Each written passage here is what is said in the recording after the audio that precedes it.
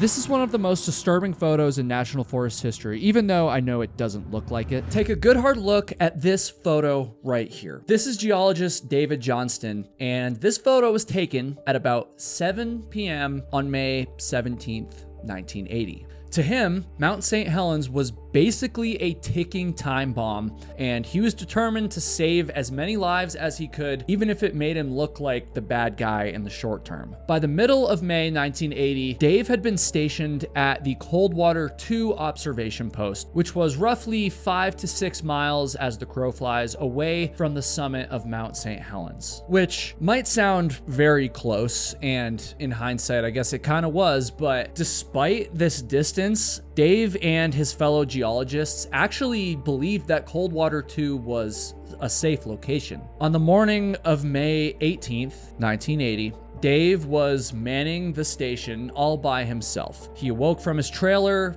he grabbed his radio, and he kind of just began to monitor the mountain just as he had done pretty much every morning over the last few months. There was really nothing that different about this day at first. But of course, that would pretty much all change in just an instant, because Mount St. Helens unleashed one of the most catastrophic volcanic eruptions in US history. Radio in hand, Dave attempted to contact his coworkers who were stationed back in Vancouver, Washington. He was heard over the radio saying, quote, Vancouver, this is it. But tragically, after this brief transmission, Dave's radio went completely silent.